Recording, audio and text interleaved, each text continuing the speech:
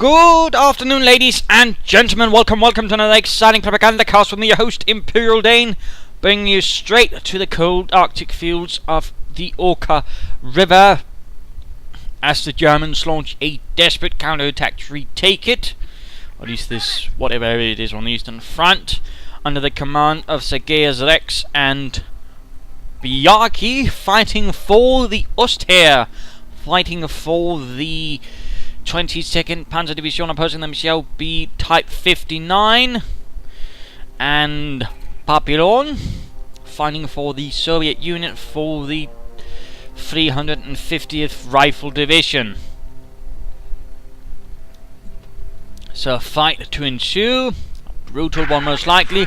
One pioneer starts from both German players, with Sergius going for the Grenadier squad, whereas Bjarkey is playing a bit more aggressively with an MG42, which is not necessarily always a good idea. But on the other hand, Bjarkey is a veteran Company Hughes player, and not a bad one at that either, and so is more likely to know what to do with an MG42 a bit more on its own, but it is not what I would recommend more for the novice players. And we are seeing a more of a broad front advance, of course, from the Russians. Conscripts being pulled out, and an MG42 quickly following up there for Sergius, with a Grenadier squad for Bjarkey. So overall, in the initial first few minutes, they will have largely the same force. Points being secured there, rushing for the victory points. Might try and make a rush for that, have secure it, set up an MG42, and make life difficult for the Soviet troops. At the same time, of course, we see the conscripts, and they will likely not be quite aware what's going on, but I always assume that somewhere, if I'm playing as the Russians coming in from the north, the Germans will be placing a machine gun in that building. But we already also see here that he's, in fact, prepared for this. Papillon went for the very early Molotov, getting 2 squads of conscripts, then getting the Molotov. That is definitely one way of doing it. I personally wait to get the Molotov upgrade after the 3rd conscript squad. But 2 also works out nice. It can certainly be a nasty surprise for a German player, but then you also need to get that first Molotov, really do a lot of damage. But now, of course, the MG crew is once more inside the house, and it's on fire. At least it seems the fires have stopped for now. Apparently they were able to put them out with the dead body of Heinz, somehow. And there go another MG42, stopping the troops of Type 59 right there, while Grenadiers holding up here, getting assaulted by conscripts and companies from all sides. But Papillon has secured the front line on the right hand side for now. Grenadiers sneaking up the right hand side, another Grenadier squad marching up there. And more on the way for Sergius Rex, who's actually then proceeding to quickly take up. Could work out, but it could also backfire on him, as it means his front line will be a bit sparsely populated with only 2 Grenadier squads and MG. Not necessarily what I would call an absolutely sterling idea. And there we go, Molotovs on the church, lighting it on fire, or at least attempting to do so. The Grenadier squad here is very much on his own. Bjarkey might have slightly fumbled there. They will be a bit of trouble as Companies provide 5 support from that building. And there we go, another Molotov against Bjarkey's conscript Grenadiers. Can he dodge it? Oh dear, and veterans one for the conscripts right away as well. And there we go, we do see Sergius Rex has reached the 2nd tier. Now he just needs to actually use it and exploit it aggressively in the name of the fatherland. Grenadiers continue to hold out there as more pressure is being poured in from Type 59 and his infantry. MG42 moving up to support. And there we go, another Molotov against the Grenadiers inside the church. Leichte Mechanized Company going up there and pushing up with support from the MG and Pioneers right here. Bjarkey advances once more. And there we go, the Grenadiers are ultimately pushed away.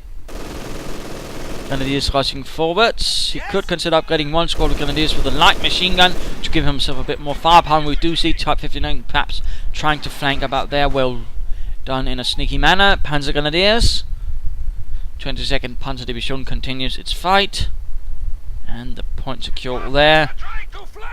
Also looks like Bjarkey is detailing some troops here. Perhaps he might want to take advantage and go for the cutoff point there, giving his opponent a brief advantage here, realizing it's going to be a slow slog up here, and he does decide to then apparently not fully commit to it, which of course is always one way to do it.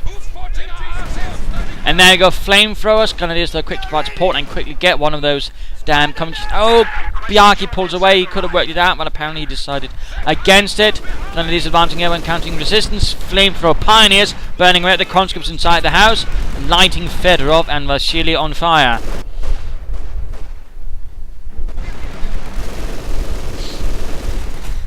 And there we go. Only one conscript lives, and looks like he actually makes it out of there.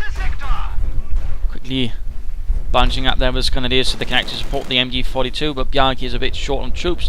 He needs to support and reinforce this effort if he actually wants to succeed, otherwise Papillon will quickly throw it away. And we do see a support weapon company going up for him, so heavy machine guns and other fun business is likely to happen. But Sergius Rex has finally broken through, for now anyways, as we do see Type 59 is then shifting over to the victory point there. Panzer going to just moving up with the Sturmgewehrs and switching over to Bjarkey. There's a slightly larger tier 1, but only slightly. Oh dear, the MG42 sitting up there just as the conscripts actually managed to get into the house, and for some reason Bjarkey did not occupy it. And there you go, conscripts moving in, and we likely will see Bjarkey forced away from there. Schnell Bjarkey! Rückzug! Rückzug Bjarkey! And there we go, legging it very swiftly.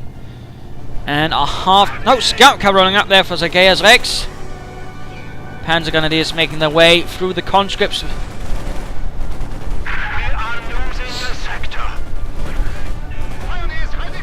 And while the Panzer Grenadiers are using it very liberally in fully automatic mode, or at least firing bursts, I mean, in general it was very much recommended they did not fire it like that, you know, full burst mode, because the rifle really couldn't handle it.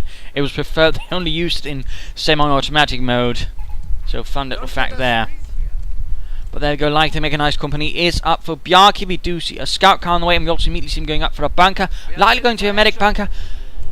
I would have preferred then if he'd actually placed it about here so it could also heal Sergius Rex's troops. You know, usually, I mean, it's better in a team game if, you know, only one player, or at least as few as possible, have to build the medic bunker, you know, just a suggestion. But the scout car leading the way, and we do see a lot of conscripts in pain, a writhing pile of Russian bodies, screaming in vain as the Germans listen to Wagner on the radio.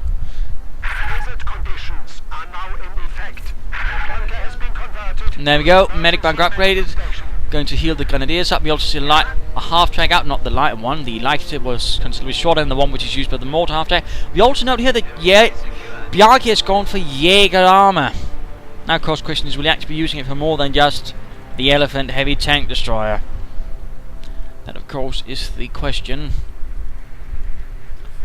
And I also think he needs to take this point again. Sergius Rex could afford to be a bit more aggressive, push a bit further forwards, take a bit more territory. But Bjarkey getting ready for another assault. Again, he might want to consider some sort of light machine gun upgrade for his grenadiers as well. And there we go, Maxim in the house, firing away at the advancing fascists, setting up sandbag emplacements there. Lovely, lovely. And there we go, MG setting up. Pioneers need to be careful. And right here, I think Bjarkey should have stopped some of his troops onto the half track, then rushed them up behind or something. But there we go, company needs to move up, or pioneers I mean, going to burn away at those Bolsheviks. Troops here freezing to death. Come on, Bjarkey, your assault is going limb. Or at least fire some rifle grenades, something, Bjarkey. And his troops just continue to die from cold, or at least getting cold. Come on, Bjarkey. This is not good. Just listen to the disapproval of the general. Get them to the fire, Bjarkey. There we go. I'm also surprised he didn't, you know, try and bombard the house with rifle grenades. Bit of a shame there. The meanwhile, fighting continues over here. Scout car does a bit of damage. We are seeing Type 59 reinforcing its advance with guards, rifle infantry.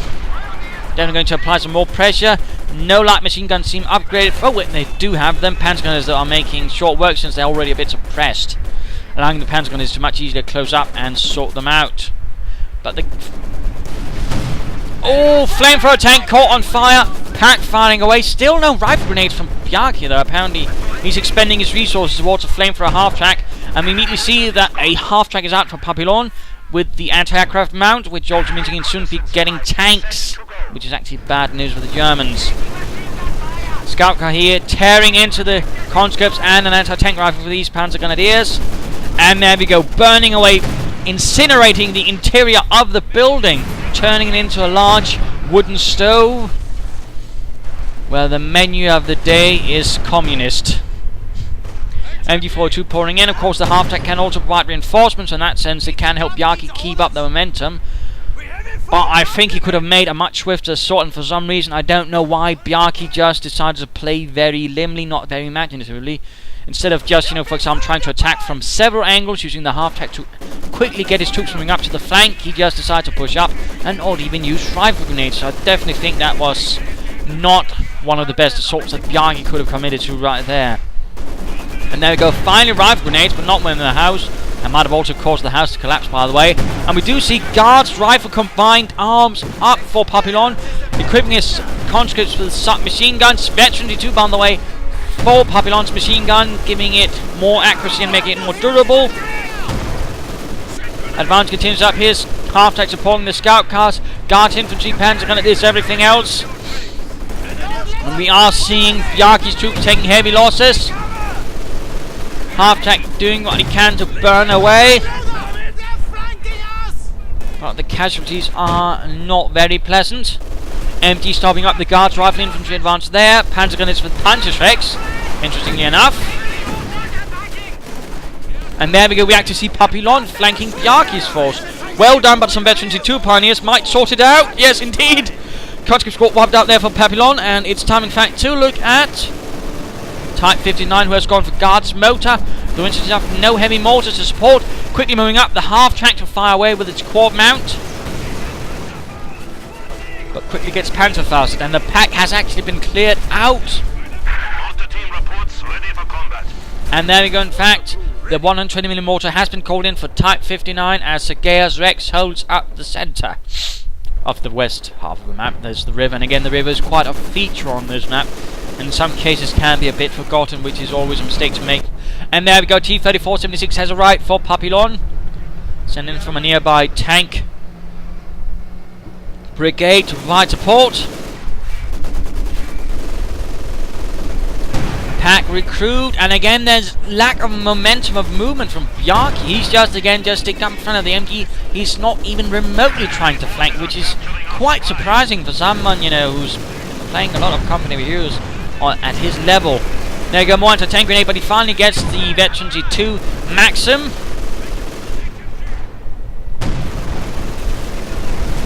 Bjarkey making slow advance, but that's soon going to be jeopardized as the T-34-76 rolls forwards.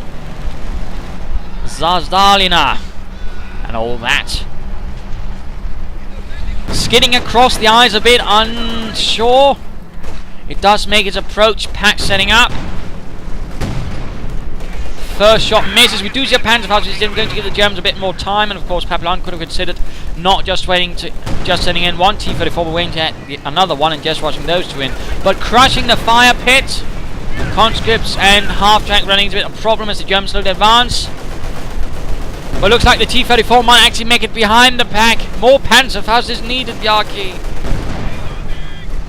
In the meanwhile, though, Type 59 is getting severe resistance right here from Sergius Rex and his troops.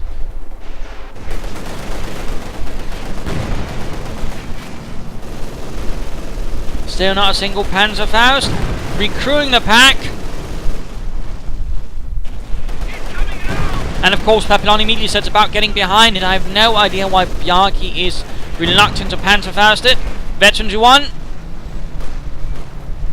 And of course, even with a damaged engine, the pack simply can't turn fast enough at this distance. Bjarkey just needs to Panzerfaust it. Come on, Bjarkey. Oh, looks like he finally gets it. And there you go. Finally, after having lost so much to a single T-34 and the ensuing chaos, he was finally able to bring down the wretched beast. And there we go, hitting the dirt. Papillon is close enough to really get the effect against the German troops, and he might in fact force Bjarkey to leave the premises. In fact, Bjarkey might lose a Veteran G2 machine gun, and he did. And a Pioneer squad. Absolute chaos for Bjarkey. That was really not well handled there. But we do see Sergius Rex continuing to hold the front line in a most sterling manner, now pulling up a Sturmgeschütz.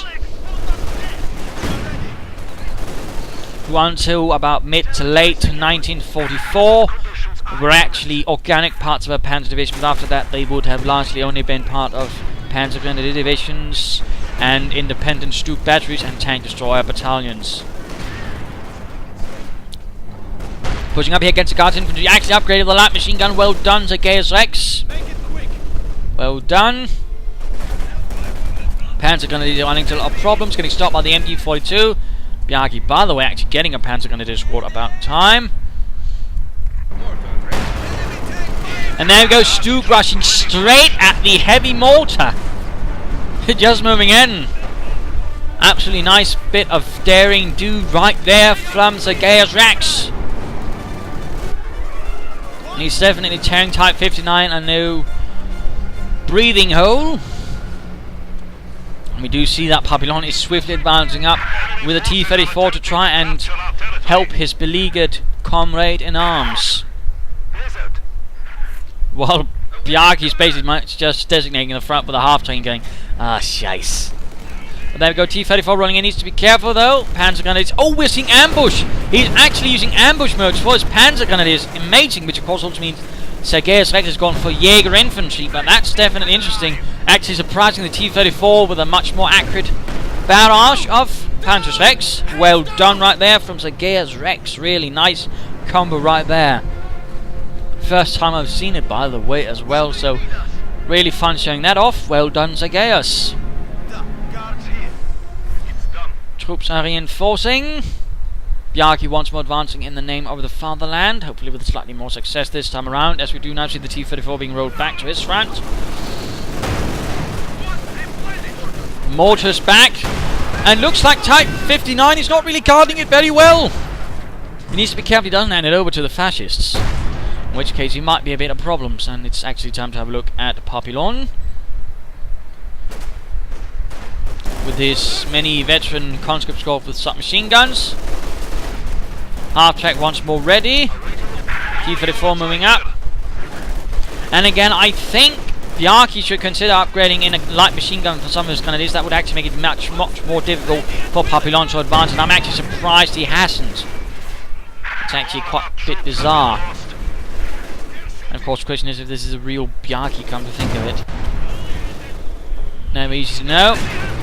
Heavy mortar here under heavy attack. Sergius Grenadiers are advancing. Stuke firing away. Heavy mortar in a bit of trouble.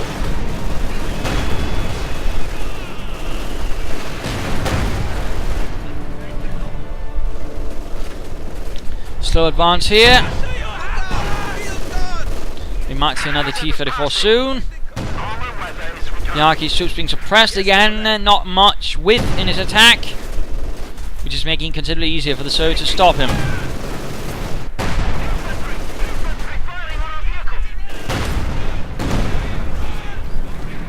Stuke holding up the front with the support what the Panzer Grenadiers can muster, although he might want to move up some more infantry to close up the front line there, make it a bit stronger, harder to penetrate. And there we go, another T-34 coming out there for Papillon.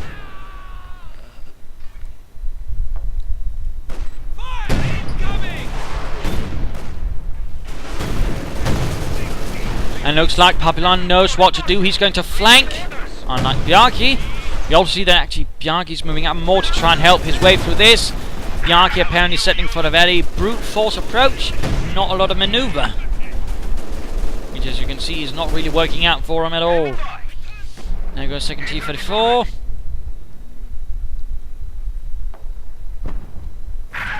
Close air support is available. Not entirely sure what all of Sergius Rex resources are going to at the moment. He could be getting some extra armor. And there we go, the mortar fires away. And again, Papillon is heading in for the assault, and again Bjarkey's flank is very much exposed. There's no one even keeping an eye on it. And there we go, conscript supported by T-34 is definitely going to cause Bjarkey a headache. And of course the other one's going to push in there. Well done of the manoeuvre right there. Well done, well done. Conscripts flanking in. Panzerfaust, Panzers. Really trying to help that way. Pack cleared out. Grenadiers getting suppressed. It's a slaughter. And then we go main gun destroyed. Half-tech pushing in. T-34 moving in the other one as well. Panzer gun is retreating and going down to the conscripts on retreat. Veteran T3 conscripts for Papillon. Time to head back to Sergius Rex. Also time for the mid-game analysis. Current situation is, well, Sergius Rex is holding out quite nicely. Type 59 is not doing too well in comparison to his comrade Papillon. Sergius Rex is putting out a much more stout defense. We now see here that the front line is being bypassed quite viciously, and we do see that the lack of infantry for, well, at the front end anyways, for Sergius Rex is hurting a bit. We're also seeing he's floating a ton of resources, which is really, really bad. We really should have looked into that, but I mean, definitely something to consider there. Whereas, of course, we see here for Bjarkey, he's currently again in the case of being slowly enveloped. He's taking some nasty damage. We're also seeing that Sergius Rex is actually detailing his Stug 3 Ausführung to support Bjarkey. Though, of course, he might risk by the time it arrives, it will be very much in his own, and he might lose the Stug. So that is a very risky move, and again could backfire on him if Bjarkey fails to hold the line until it arrives, and for that matter fails to hold a proper defense. So that is very much something to consider. In fact, it looks like it will be collapsing anytime soon. I mean, for the Russians, for Papillon, it's basically about securing this, getting that Stug, and then otherwise, I mean, again, the river also then pretty much opens up a huge front line. He could attack there, he could attack there, he could attack there, but there is a really nice spot, hit the victory point, and perhaps, you know, hit in behind the front line of Sergius Rex, which so far seems to be about there. And if Bjarkey is forced away and forced to participate there, he will need to secure this front line, or this river line, otherwise, again, Papillon will most likely attack through there and completely wipe this out. Again, if Bjarkey just goes up here and decides to buff up Sergius Rex again, losses will be extreme and there will be a defeat. For Type 59, he needs to, you know, he's suffering a bit the same problem as Bjarkey. He's not very much attacking on a wide front. It's very much more narrow attacks, which are much more easily contained by the Germans. Then, of course, there's a lack of vehicles, a lack of anything in terms of meaningful firepower besides that 120mm mortar. So that's definitely also something that Type 59 needs to work on. And again, Sergius Rex having a much more in-depth assault or defense, although looks like he's now actually abandoning that to a much more linear assault at the front line, which could backfire on him. So again, Bjarkey needs to get his act together, needs to get some armor out as well, and Bjarkey just needs to, Sergius Rex just needs to begin spending resources, and Papillon just needs to keep up doing what he's doing, because so far he's doing it quite well. And there goes Stug has arrived, half-track could go down. T-35 to find there, go half-track down for Bjarkey. And there go T-34 moving up behind, well done again. The Stug is very much vulnerable on its own against tanks, because again it simply doesn't have a turret, meaning if a tank gets behind it, it's very much in trouble, and that's currently what's happening. Papillon can simply outmaneuver the Stug, in particular with the aid of that anti-tank grenade, so this is pretty much a lost Stug for Sergius Rex. And we are in fact seeing the front line here also collapsing for Sergius Rex, likely because he had to maintain this T-34 over here on the other flank as well to support Bjarkey's. In that sense, Bjarkey's just caused both front lines to collapse utterly. Well done, Bjarkey. And the Stug is abandoned. It's not wrecked, it is abandoned. That's really bad news. And there we go. Papillon is not wasting a moment, immediately recruiting it. Grenadiers continue to hold up here with the Panzer Grenadiers. There's a very mixed front. And we also see that the 120mm mortar has been cleared out. If you could secure that, that would definitely be a huge boon for the Germans. We're also seeing the heavy Panzer Co-op, and we're seeing that Bjarkey has been saving resources together for an Elephant heavy tank destroyer. And also again highlights that perhaps the doctrine he chosen was perhaps not the best. Perhaps Festung support would have been worked better for him, would also allow him to replace him with infantry. Perhaps some mortar half-tracks again might also benefit his assault more and also faster. But it's a bit too late for that now. Panzers doing what they can. Panzers doing what they can to hold off another Papillons, T-34s. Half track went down. Scout guy could be next to the conscripts with anti-tank grenades. Bunker here, not upgraded. Field guns are holding. Guards infantry moving up, and we are in fact going to see, yes, he's going to take that heavy mortar. Veterans C3 Panzer Grenadiers, but they need to get out of there. It's absolute chaos, carnage, though we do now see that Bjarkey is doing what he can to support it, but it's going to be a very mixed support so far. MG quickly setting up, but will it be enough? There we go, ooh-rahing up. Needs to retreat all of this. Otherwise it's curtains for Sergius Rex Grenadier Squad and his heavy mortar. Newly acquired, of course. And of course the Elephant is not very good against infantry.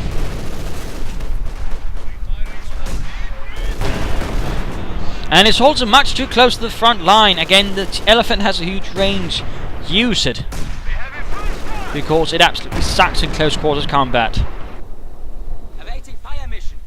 And Katyushas are being prepared as well for the Russians. Well done. Come on, retreat, Sergius, retreat! Rückzug! Verlassen Sie die Stellung! Something like that. Anyways. And a Panther arrives for Sergius Rex, but again he needs to find the front line. Again, he could also consider, getting some upgrades for these points, some caches, fuel and munitions. I mean, it's quite incredible. He just floats so much manpower instead of trying to use it a bit more sensibly, thus buffing up his front line, particularly now that clearly all the pressure is falling onto his shoulders now that Bjarkey is considerably of less use.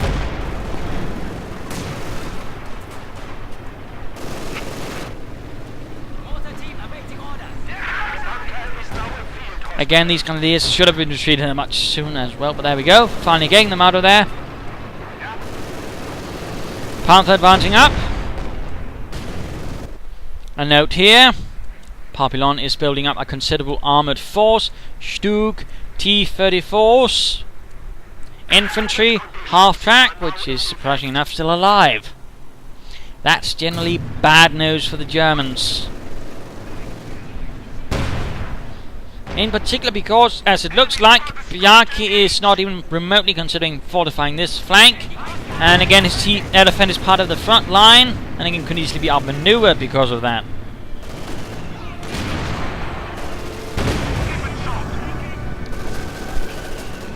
Panther tearing through the Guards infantry in a most vicious manner. And this mortar needs to get out of there or reinforced.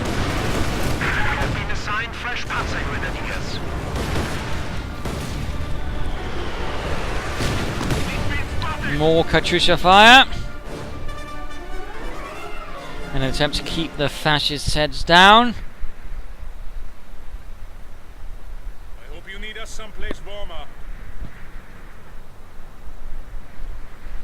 We have secured this sector. What are your orders?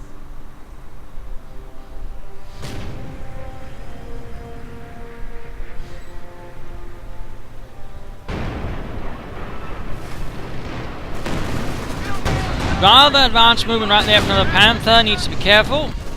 And some Pioneers running into a very large force, and again, Bjarkey ought to be around for that matter, perhaps even Sergius Rex. There's a large armoured force right here, lots of T-34s and a Stug stolen from Sergius Rex. I mean, this is going to be one hell of an armoured punch coming in there for Papillon if he decides to strike here, and it will absolutely overwhelm the Germans, because again, it doesn't help that they're low in troops, but it's also just poorly placed. There's absolutely nothing guarding against the event that an attack comes in on the right flank. And their anti-tank weapons are low and their armor is low. I mean, they got one Panther and one Elephant. That's not exactly a lot. Quite the opposite, in fact.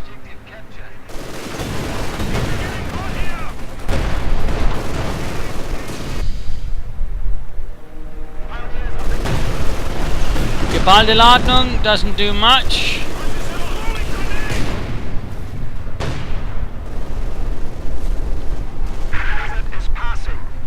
Heavy Mortar continues to fire away in support of the fatherland. Location captured. Definitely going to be able to lay down a lot of pressure. And there we go. The assault is moving in. Papillon is going in. The Elephant simply can't turn fast enough again. The right flank is utterly exposed as predicted. Elephant overwhelmed. T-34s. Stooks. Mortar cleared out. Bjarkey moving up. Needs to quickly deal with the assault there. Elephant doing what he can, but it is simply suffering so much damage. And there we go. Getting rammed. Half track down. The half track is down, but the Panther needs to pull away out of the range. But too late. It gets rammed as well. And now it really gets dangerous because it is quite clear that they have nothing to hold the front line otherwise. No packs, no anything. No contingency plans, no backups.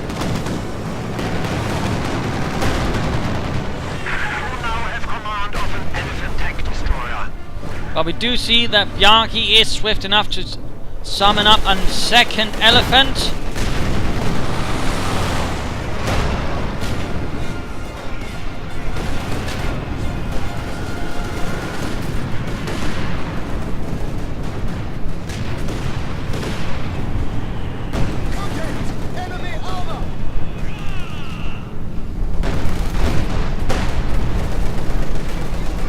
Damage continues to rain in, and the elephant slowly trundles forward, summoned in from the Schwere Panzerjägerabteilung 653. Mortar recruit, but again utter carnage prevails as Papillon's armoured strike continues. The enemy is attempting to steal our sector.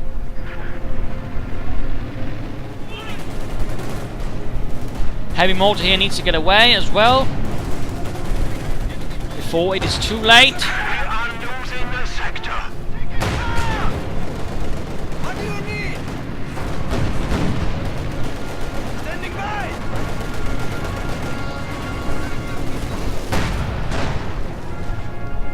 MG in a bit of trouble.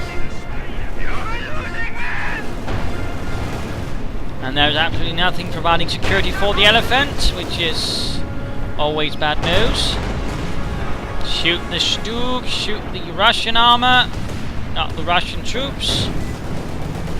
Elephant continuing being hunted down by the T-34s, like a wild animal being hunted down by a pair of hounds. Stug. Fire. And there we go, it is down.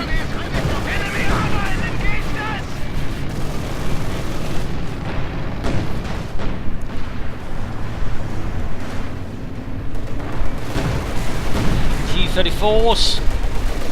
And the only thing the Panther can do is prevent its front armor.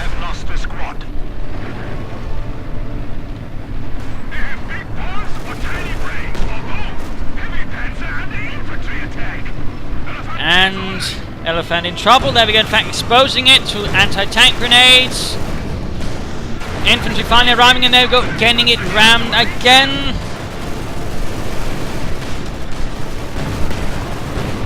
Absolute carnage.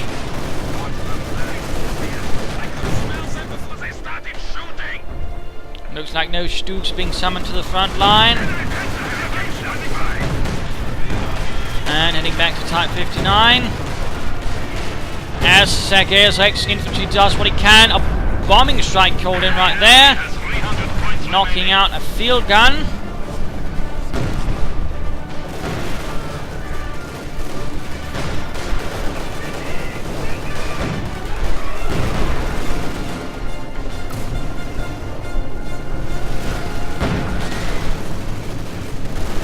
Carnage. Damaged engine on the T-34. Well, that's not really going to matter much.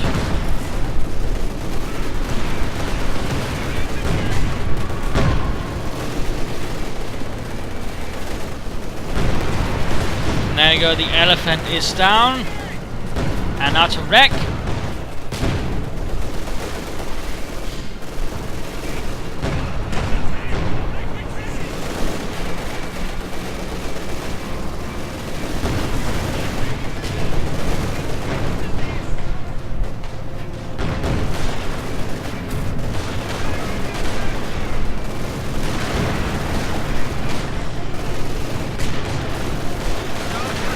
Heavy mortar firing away. It's all getting a bit, you know, well, this is largely game over.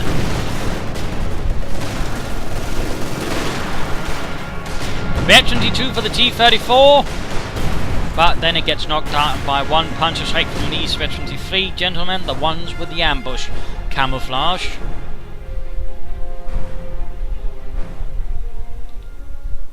Blizzard conditions are imminent.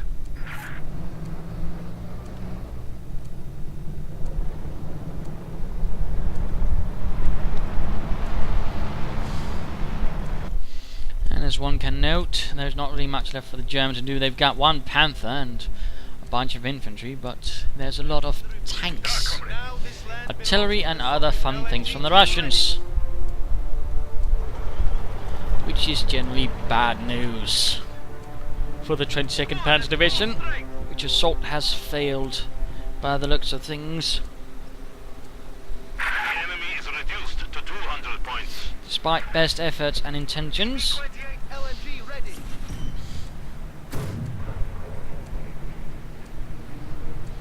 Heavy mortar firing in support of the advance, trying to soften up the enemy opposition.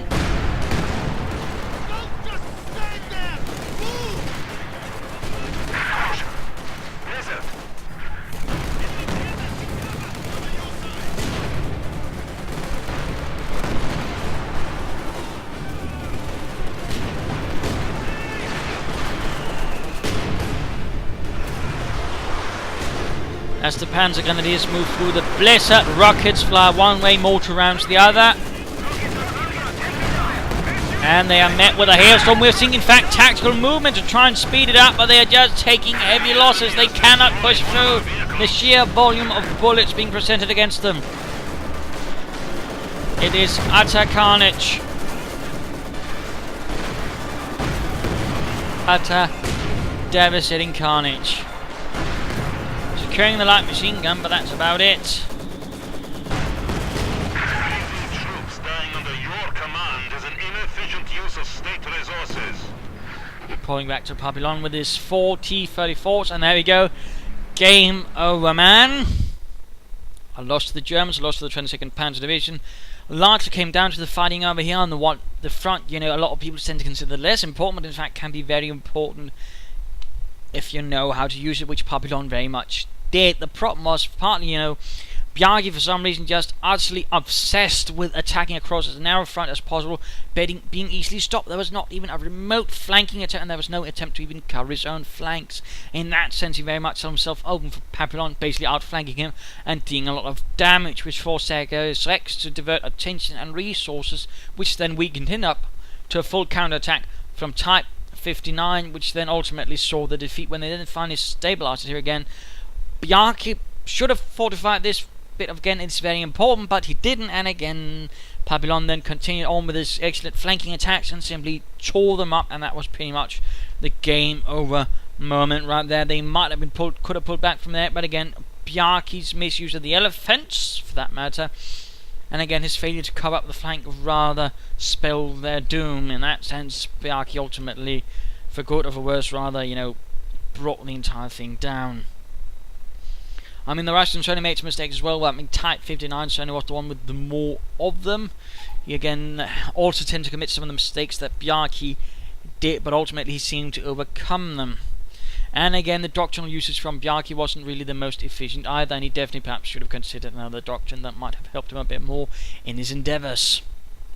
So there you go. Hope you enjoyed this match. Hope you learned something from it. If you did, why not subscribe, tell your friends. If you didn't, well, why not send a replay of your own. This is Imperial Dane saying cheers.